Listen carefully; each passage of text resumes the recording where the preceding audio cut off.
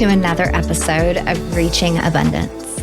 In this interview episode, you'll meet Joe Curry, a financial planner in Canada, father and host of the podcast, Your Retirement Planning Simplified. Joe is a personal growth enthusiast and an avid reader, so make sure to check the show notes for the books and podcast episodes mentioned during our conversation.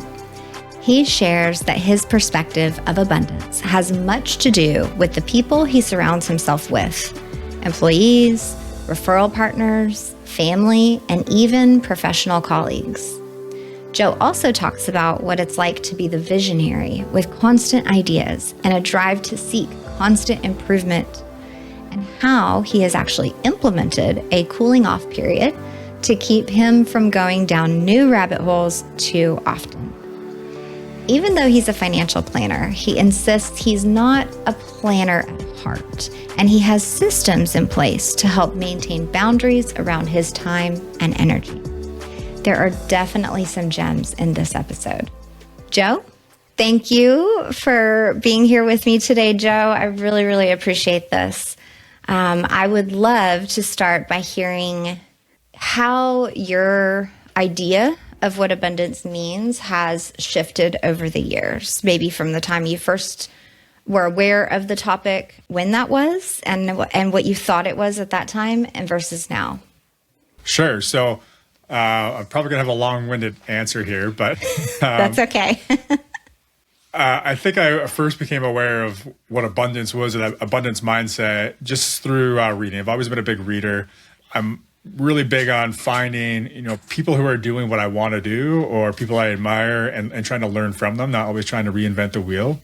And so one of the great things about that is the people that I'm generally, reading books from, or business people I'm getting coaching from, these people typically have an abundance mindset. So kind of just going down that journey of learning is really how I've learned about what an abundance mindset is. And this is kind of tough to say maybe what my initial feeling of abundance is and how it's shifted over time.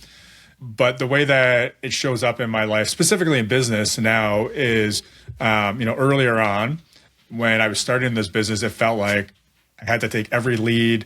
I had to, every life insurance lead that came in, I had to write that policy, right? But we've evolved a long way from there. So now we do retirement planning specifically. So kind of the full financial planning piece around that.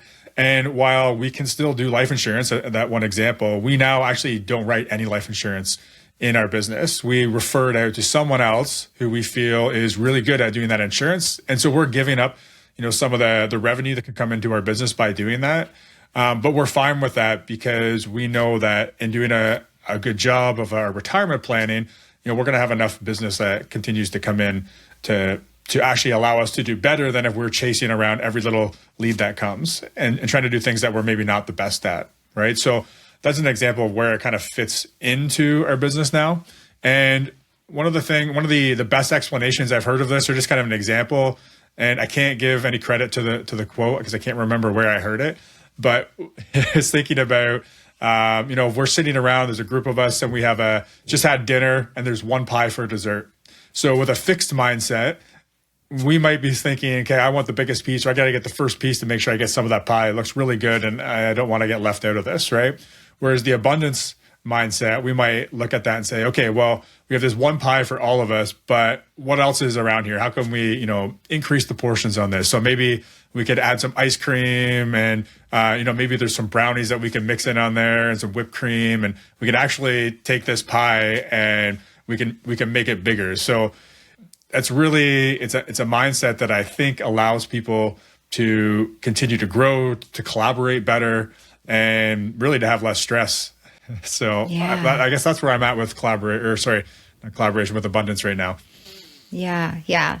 I think the less stress piece really stands out because a lot of what you were speaking on is kind of maybe boundaries, but also just like really focusing in on your one thing, right? Whether you say staying in your lane or operating in your zone of genius, like I'm sure you've heard all of these terms. And I love that you're a big reader too. So these are all like highlighted in different books. So I think for business owners, you nailed it. It's really, really hard to hone in on that one thing because we're always so worried about, oh, but I could help these people too, and I could do this too, and I could help that too, and I could solve all these problems. And that ends up stretching us thin and burning us out. So would you take us through, because this is a very, very common problem as a business owner, like journeying toward this big life that we want. Take us through maybe some times that didn't feel so abundant because you were stretched thin. And if there was a specific coaching topic you sought out, or how you really kind of adjusted things to where you were operating in this lane where you're really good at what you do and you're able to confidently farm out the other stuff.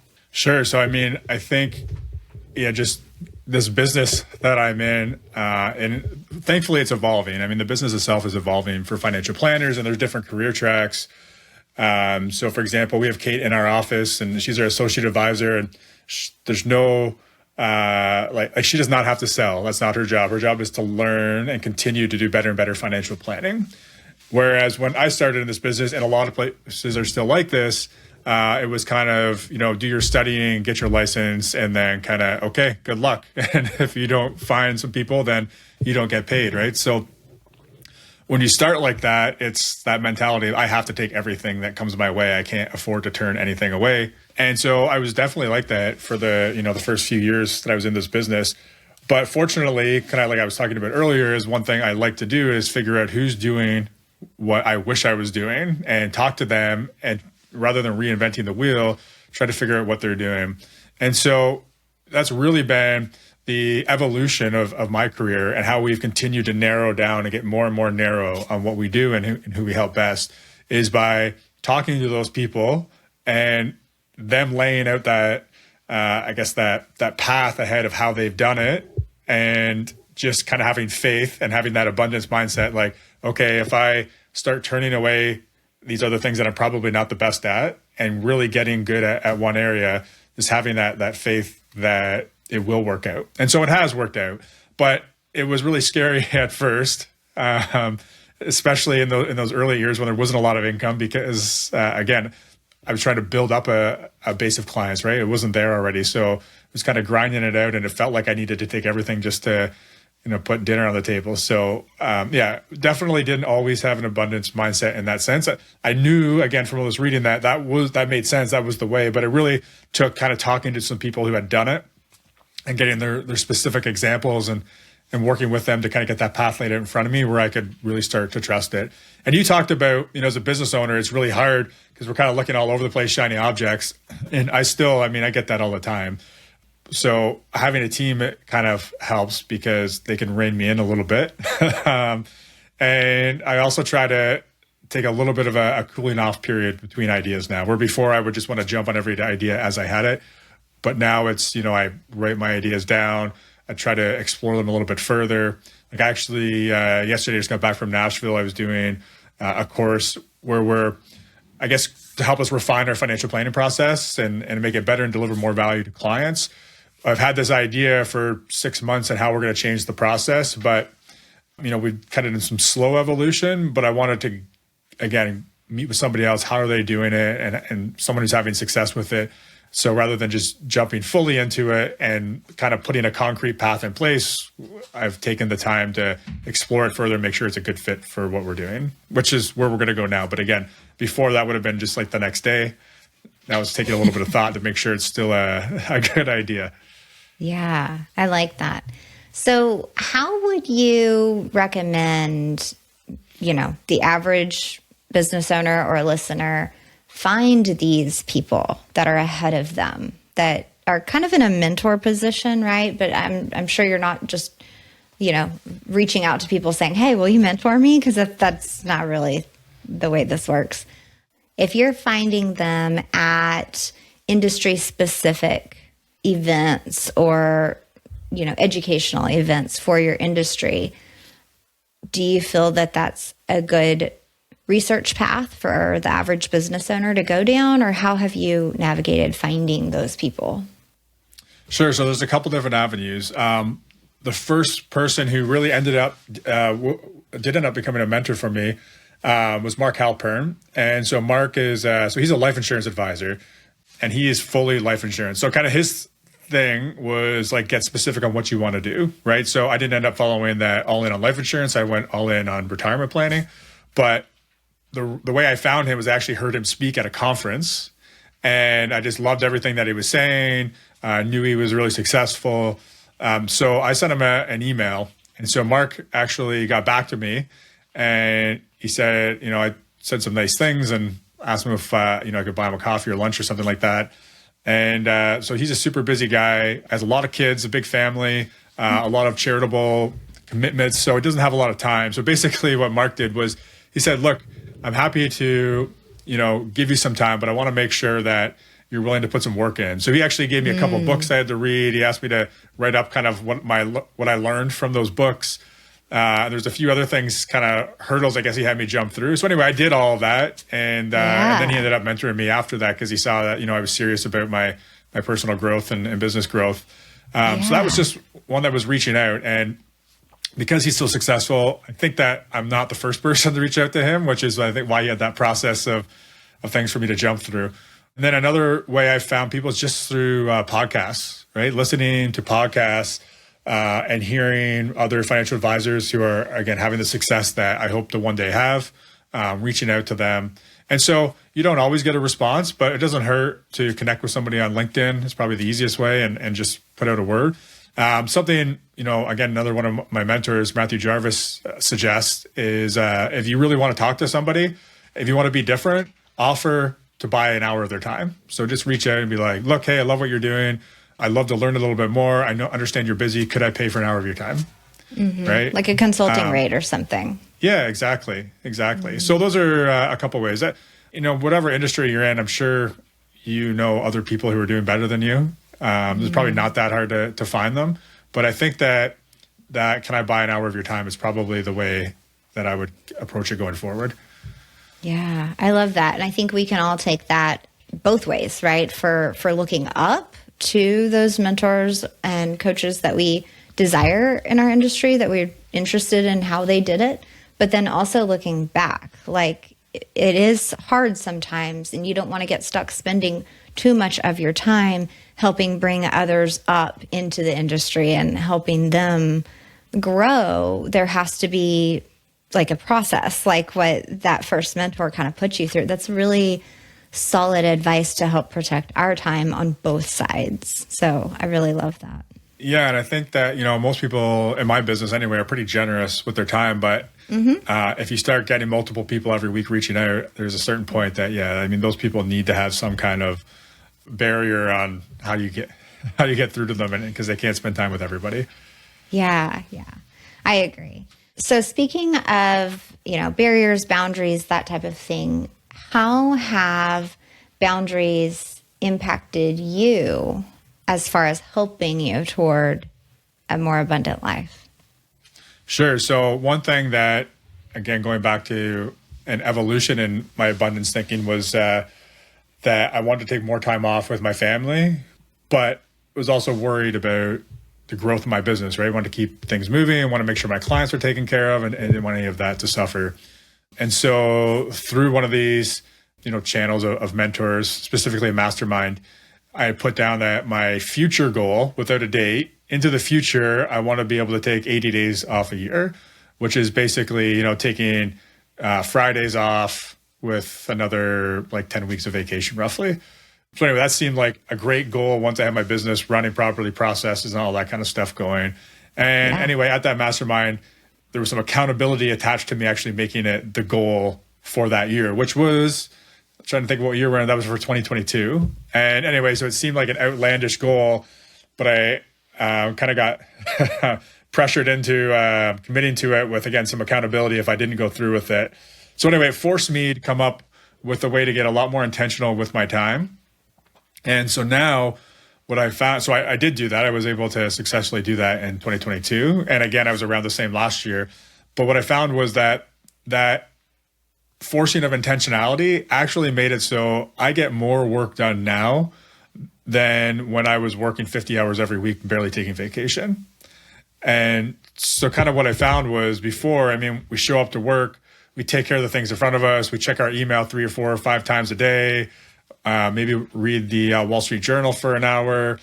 It feels like we're working. I can justify, well, I need to be up on that for my clients. So anyway, it feels like we're working, but knowing that I had that kind of commitment of time to work within, it forced me to, plan out every day, plan out every week, plan out every month, plan out my year. So, I mean, and by the end of December, I basically have the next year completely mapped out for what I'm doing on every day. So while I was really worried, what I found was it was actually a way to make me more productive and to get more done. Yeah, that's awesome.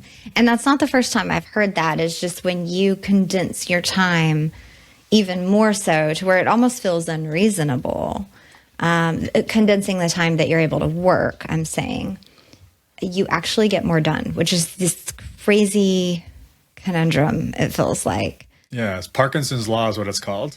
Yeah. So since you mentioned that you're into the personal development piece, I am too, and that you're basically seek out books and that you're an avid reader, do you have any of like your favorites or best recommendations that you want to share? Sure, yeah. So I'm a big fan of Benjamin Hardy and Dan Sullivan.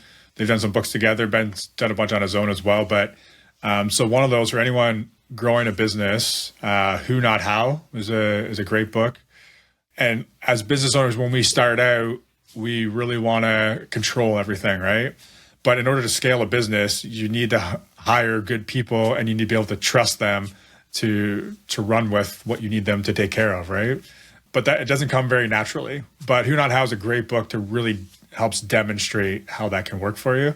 And another one that I think probably any kind of driven entrepreneur struggles with is that idea that there's always more.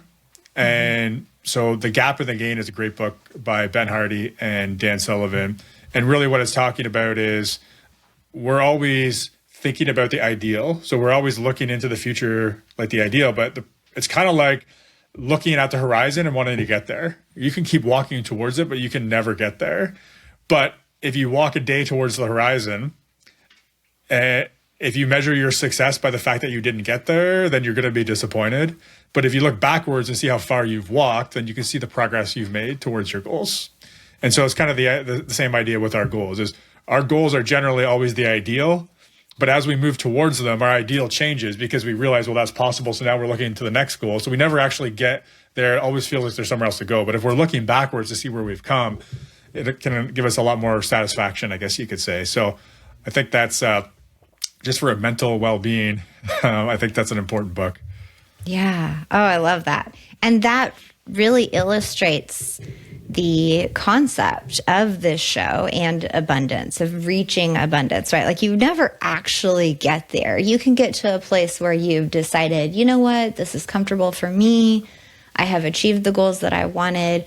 Enough is enough. And I'm good here. And so that may be like the accomplishment of abundance in some way, but it really is this, sunset on the horizon that you can never reach truly. You have to decide. So I love that illustration. That is great. And I want to highlight how you said, building a team and even establishing partners in the business, like with life insurance for you and different things. Those are the who, not how, in real life, because when you're a single business owner, yes, you get all the income, but yes, you have to do all of the work yourself. And so when you start establishing partners or building a team, it is a big challenge at first, but eventually that is the only way that you truly grow and can handle more, because then there's more people to share the workload. So I love that. And then that kind of pulls in the piece of generosity. And I know you've mentioned some charitable events and different things that you like to contribute to. So how has generosity played a space in your journey towards abundance? Sure. So, I mean, that first mentor I mentioned, Mark Halpern, he is a huge proponent of charitable plan giving. That's kind of what he does with life insurance. And I believe his goal is to contribute to $1 billion of charitable donations every year, or some crazy number. But anyway, so that was where I honestly hadn't really given a lot of thought to it. And we're going back like 10 years now. But since then, it's something that I've continued to think about. And like I said, we continue to think into the future, like when I get there, I'll do this. When I get there, I'll do this. But when we look back and see if we're making progress, we're still a lot further ahead than we were before. So there's I guess from my standpoint anyway, there's no point waiting to give money to charity. If we're giving, a portion of what we're doing every year to charity, that can just grow as we grow, right? So I have a lot more, income now than I did 10 years ago. So even giving some of that to charity isn't affecting my lifestyle. So at the end of the day, what we do in here is, we try to do some quarterly charitable plan giving. So from a non-monetary standpoint, our team goes to donate blood as often as we're allowed to, right? So that's one way we're giving back. And my wife's a nurse in labor and delivery. And, so that's kind of something that I find important because she's seeing people where they're needing that quite often, right? Depending on what's happening in there. And then we're usually picking some other organization each quarter to donate money to go out and participate in events. So whether it's some kind of a run or a walk. And then at Christmas, we're always, we used to do calendars and different gifts and things like that for our clients. But now what we do is we actually just make a donation on behalf of our clients to a charity of our choice for that year. And that goes out in the card rather than some kind of a gift. So, but it's something that we continue to do. We continue to grow what we're doing each year. And as we grow as a business, we'll continue to give more and more back to the community. Yeah, I love that. And I know you have a few episodes on your show that we'll link in the show notes that are about charitable giving and planning. And so we can reference some of those. So we'll definitely do that. Great. Yeah. So talk to me, speaking of your podcast, talk to me a little bit about why you decided to start a podcast for your business, because it truly is very educational and informational. And the perspective that I have on podcasting is that it's a very reliable marketing arm for your business when done well, and when the content is created in this helpful educational sense to, show how you help and then draw those clients in. So I would love to hear a little bit about kind of the evolution of your thoughts about hosting a podcast and why you initially started it. And even if you want to share what it's done for your business or what it's done for you personally as you've grown into this host position. Sure. Yeah. So, we always want to grow our business as a business owner. We have to find different ways to market.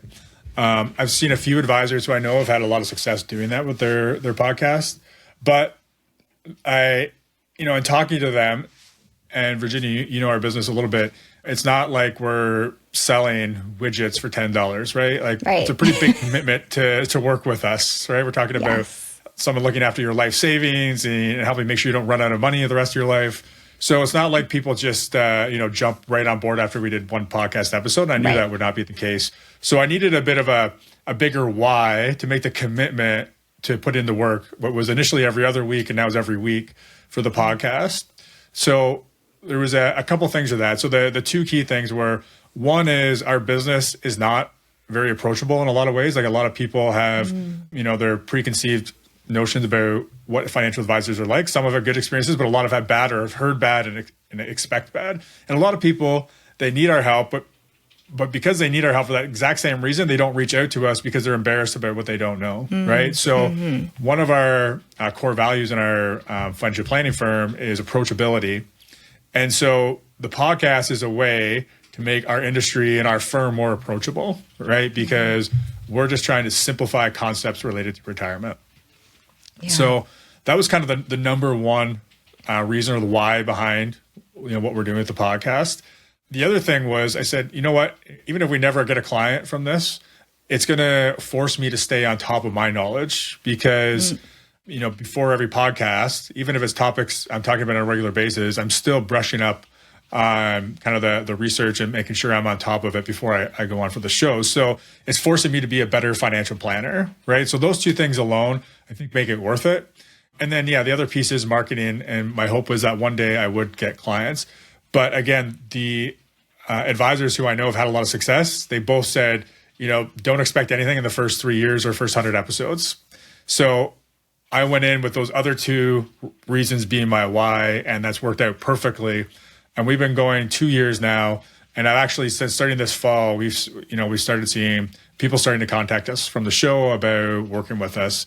So it has paid off, but the expectation wasn't there. I still had another year of going without even thinking about whether that was going to happen. So I'd say maybe we're a little bit ahead of schedule on that.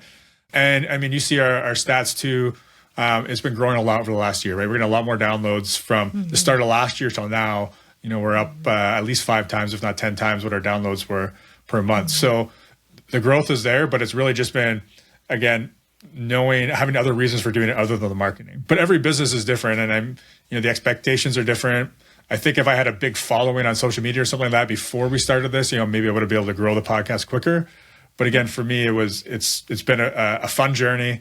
I had low expectations as far as new clients, but high expectations as what we're getting out of it otherwise.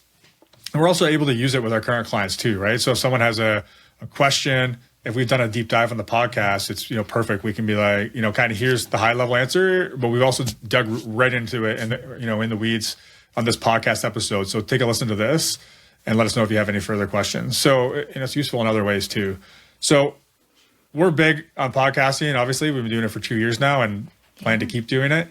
But I guess that's kind of my thinking on it and how it's evolved over time. Yeah.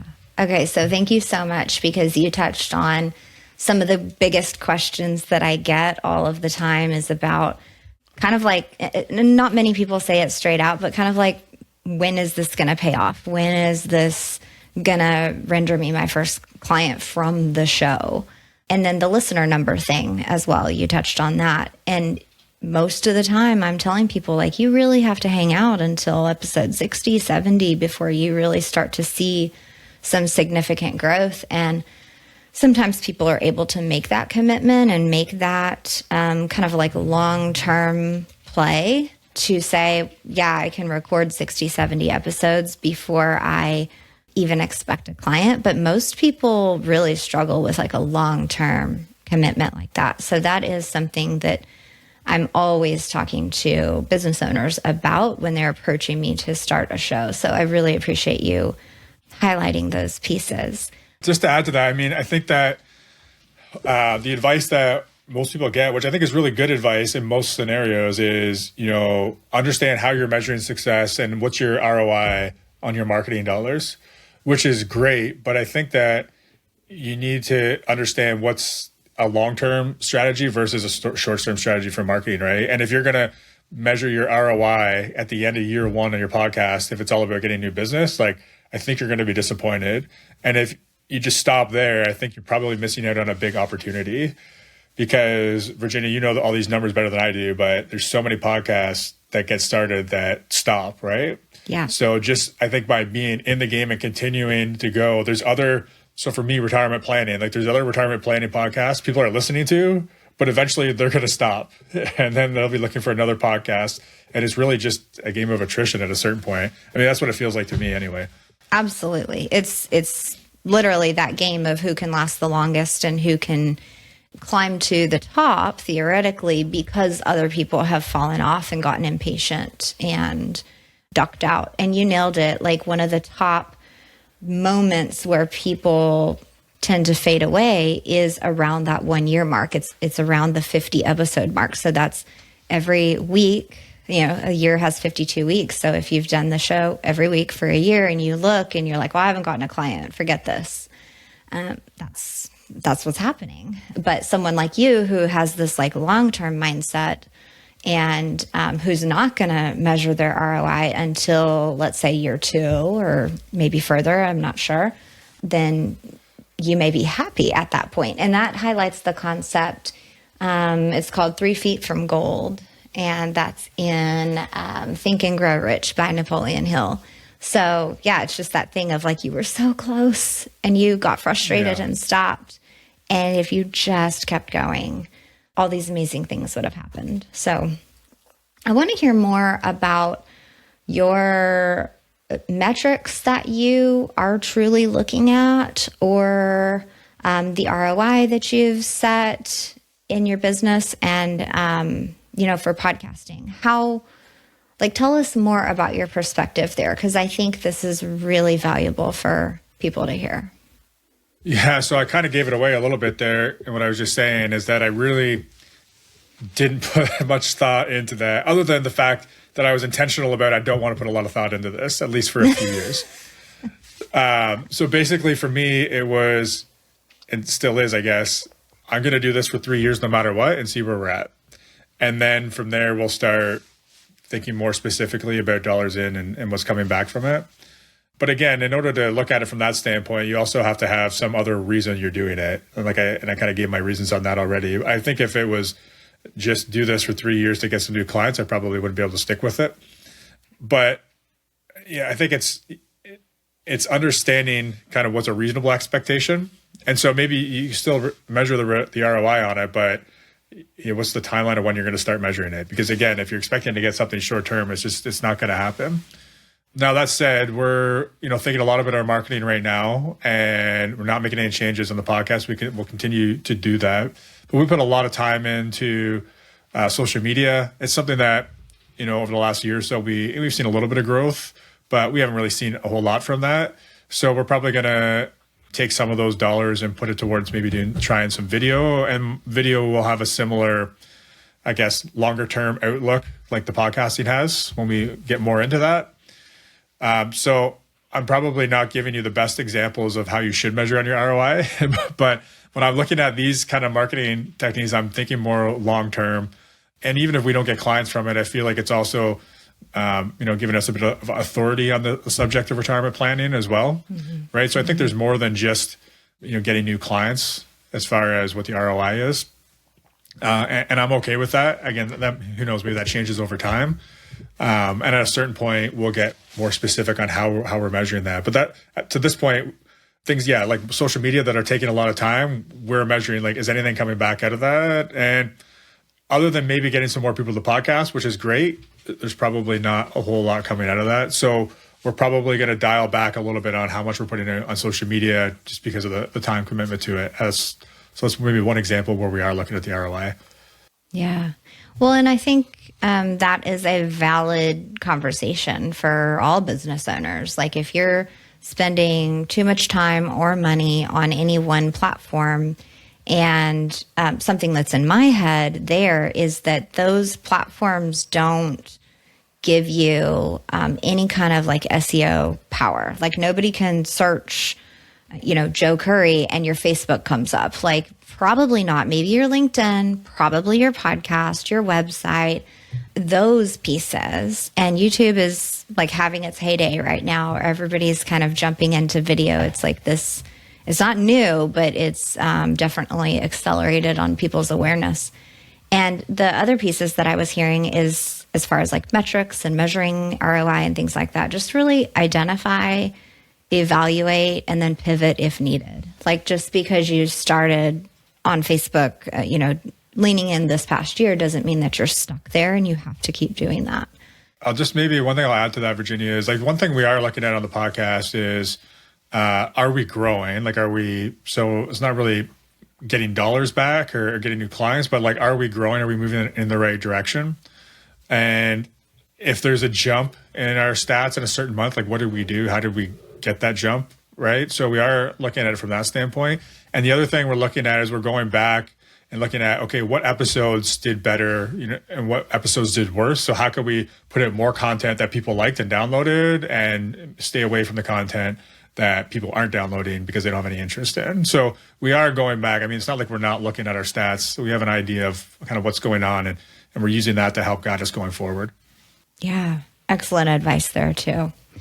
I would like to hear about your personal growth as a podcast host. And I know you guest on some shows, and you have even a show that you co-host with another advisor. And so Talk to me a little bit about that journey, like on a personal side. What happens behind the mic that we don't necessarily hear on your show?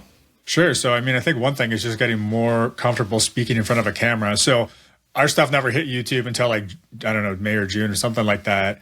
But I'm still on camera. Like we're on camera right now, Virginia, even if I'm just putting the podcast there. So I feel like there's definitely been a comfort level, has definitely increased in having these types of conversations, which I think is great.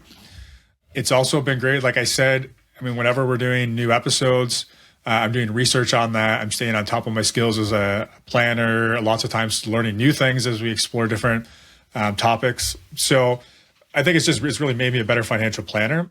So that's been great. And then, we get a lot of great guests on the show, and I learn from those guests for basically every time. Sometimes there's things I know that we're talking about, but there's always something in there that I learned. I try to ask questions that I have, not just questions for the listeners, but questions for me too. So that's been another way to grow.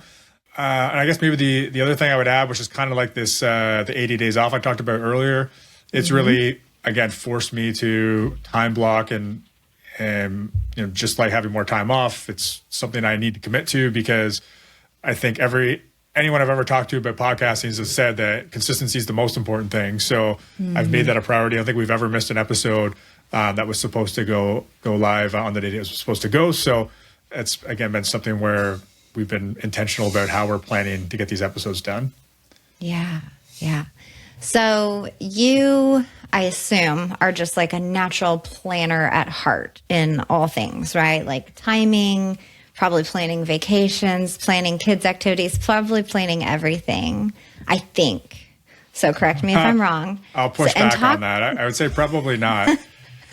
Okay, talk to us how does someone do this who's not the natural planner? Sure. So I think like a lot of business owners, there's some ADHD there. And so what I've had to do is just come up with systems to help me make sure I'm doing the planning that I need to do. So one of those things is like I get up at 5 o'clock every morning. It used to be 6 o'clock every morning. Then we had kids, and my kids, they're 4 and 6 now. They still like to get up really early. But that time from 5 to 6 really is spent planning out. So I told you I had the monthly planning, the weekly planning, and daily planning. So I use that time to be very intentional about getting the planning done for the day or the week or whatever it is before I actually get to work, so we can hit the ground running. I also take 3 days every year in December to map out my year for the next year. So anyone who's ever listened to Michael Kitz's talk, he talks about big rocks, little rocks. He didn't invent that. I think it was Stephen Covey, or there's a couple of people who've been credited with it. But that whole idea that if we have a jar of sand, if we put all the sand, a jar with sand, pebbles, and rocks, if we put all the sand in first, we'll never get the big rocks in there, so to speak, right? So when we're planning our calendar out, what we need to do is we need to get those big rocks in there first. So we put the big rocks into the jar or into our calendar to make sure that they're going to get done. And then we can add the pebbles, and there's still room to put the sand around all that, right? So it's the same idea with our calendar. And so, reading about that from Stephen Covey and hearing Michael Kitts kind of doing it in real life, and then being forced to come up with a way to condense my weeks, that's really the way I've done it. Is I've just created that time in the mornings when everyone else is sleeping and there's no one trying to ask me questions or anything else, to make sure I'm clear on where these pieces are going in. And it's not always easy, because I do jump around a lot and get lots of ideas. But that's kind of my time to just stop and go back and make sure I'm taking care of the things I need to take care of. As far as planning for clients, I love helping clients. I love the retirement planning, helping people live their best retirement, not run out of money, all that kind of stuff. So there's the motivation in me to help put those plans together for clients. But also that's why I have a team. I'm really good, I think, at coming up with those strategies and putting together those plans. But I need my team to help me stay on track and help make sure all the things behind the scenes are getting taken care of for those clients, and that we're getting them in the calendar for all the times that we need to have meetings, all that kind of stuff, right? So a lot of that is the who, not how as well. Yeah. Lots of good concepts, and something that's just kind of underlying throughout this entire interview, and you mentioned it a couple of times, is just values. You mentioned the values in your business, and you've touched on several personal values. And I think one of your big personal values is learning. So I love that. And then, again, kind of unmentioned but underlying is just the power of your network, whether that is the people that you work with or the people that you feel are ahead of you or other people in your same industry, but really leaning into that network. So thank you. Yeah, so the way I've really labeled that value for myself is a better way. So I'm always looking, is there a better way to do what we're doing? Is there a better way to deliver our services to our clients? Is there a better way to run our business? Is there a better way to manage my calendar? So I'm always looking, is there a better way? And I'm usually not trying to reinvent that. I'm looking to people who have already successfully done it and seeing what I can learn from them to adapt for myself, whether it's personal or my business or whatever it is. But that's definitely one of my core values. Yeah, I love that. Thank you. And so one last question before we kind of wrap up. When you're looking for this better way, how do you balance or kind of allow yourself to try their way for a certain period of time before you're like, nah, I need another better way? I feel like, you could get in this hamster wheel of trying something else. And then before you know it, you look back and you're like, I haven't really accomplished anything. I've just kept trying different systems. Yeah. So we use a system which you may or may not be familiar with, EOS, or Entrepreneurial Operating System. And so that really helps us get clear on, okay, what's our bigger picture vision? Like, where are we trying to move? Like, what are we trying to move for? That ideal that we maybe will never get there, but at least we know where we're headed. And then we dial that back to a shorter term, like 3 years, to be like, okay, what should the business look like in 3 years if we're moving in that direction? And then from there, when we're looking at our 1 year, that's when we start creating these bigger rocks, right? So one of them this year is like reestablishing what our financial planning process looks like. So again, we want to increase the value we're adding there. So we have some milestones on making sure that we're focusing on that piece, because we could just be jumping all over to try to do everything better. And I used to do that 10 years ago, or less than 10 years ago, probably.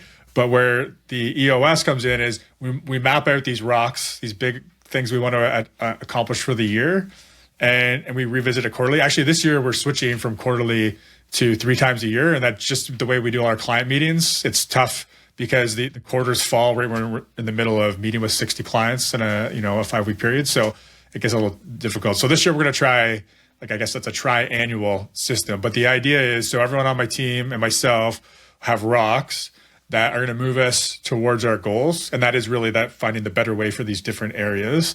And then we meet on a regular basis. Every week we're meeting individually. Every month we're meeting as a team to be like, where are we at on our goals, our big rocks for this quarter or this triennial section of the year. I'm still working on the wording for that piece. But anyway, so I guess that's how we're doing it is that EOS system tied back to our vision and getting the rocks down on paper gives us our priorities for at least the next 90 days, 120 days. And then if we need to shuffle things around a little bit at that point because something's come up in the business, then that's fine. We'll do that, but we try not to be changing those rocks kind of within the period.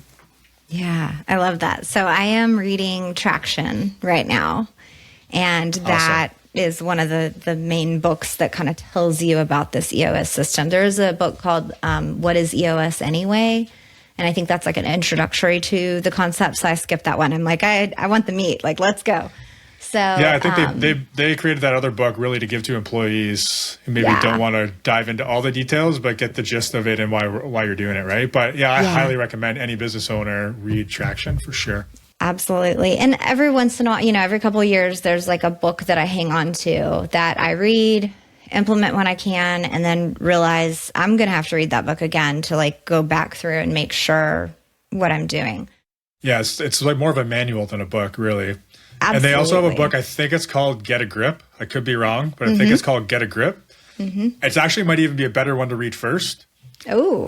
But if you read both of them together, it probably doesn't matter which order, but Get a Grip is basically a parable. It's telling a story of this make-believe company who was having some issues, how they implemented all the pieces of Traction and gained traction in their business. So it kind of sees the impact it can have and how it actually gets implemented, where Traction is, again, more the manual, like this. These are the pieces. This is how it all goes together. Not quite as exciting of a read. Although for a business owner, it could be exciting, but for most people, it's very exciting to me.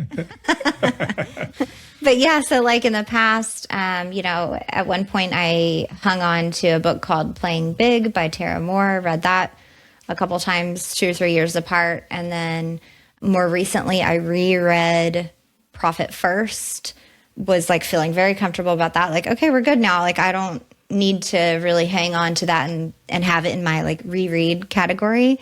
And then now I'm reading Traction. And I will say this is a book that I started to read several years ago, and I just don't think I was ready. Honestly, it was a little bit overwhelming, and I was like, I don't like have a team yet. I don't know what, this just isn't for me. So I put it down, picked it back up, and now I can say very confidently, like, this is the right time. So any of these books that we've mentioned, if that is you, that's okay. Set it aside. Maybe, you'll come back to it. Because now I'm like, okay, Traction, totally reading it, implementing everything I can. I'll probably reread it again before the year's up. So super good advice there. Thank you. No problem. Before you go, I would love to hear a little bit more about your business. You've mentioned it lightly here and there, but tell us where we can find you, really the core of what you do to help people, and all your socials and YouTube and podcast and all that. Okay, yeah. So as I mentioned, I'm a financial planner specifically focused on retirement planning, right? So most people find us right before, within maybe a few years before they go to retire. And we're really helping them make sure they're prepared for retirement, making sure they understand what their situation is going to look like in retirement, and helping them make that transition to retirement. So most of our clients that are with us today are actually retired because they find us right before retirement, and then we help them make sure they don't run out of money and don't pay too much tax and all that kind of stuff throughout their retirement. So that's really what we do. The best place to find me, though, is going to be retirementplanningsimplified.ca. So you mentioned, or you'll notice I said CA. So for all your listeners, I am in Canada. So as far as, any kind of clients that want us to work with us, you would need to be Canadian or living in Canada. But we have a ton of good content on retirementplanningsimplified.ca from our blog. So you can find our podcast there. And it's, some of it is specific to Canada, but a lot of it is general retirement planning, retirement withdrawal strategies, all that kind of stuff. So that's the best place to find us. If you want to go right to our podcast, it's Your Retirement Planning Simplified. And then you can find me, Joe Curry. Actually, it might be Joseph Curry at LinkedIn. Maybe you could throw that in the show notes, Virginia. Yes, we will. But that's be the best place to connect with me personally. Yeah. Awesome. Thank you. Yeah. And I will say the content for your show is helpful and serves as a really solid guiding light for U.S. listeners as well. But yeah, for actual client work, I think, I need to be Canadian. Well, the regulator wouldn't let me have it any other way. Yeah. But I also bet you spoke about network and everything. So I know you would have some great referrals for a U.S. Planner if somebody came to you anyway. So thank you so much. I appreciate your time. Yeah, thank you, Virginia. It's been fun. Yes, absolutely.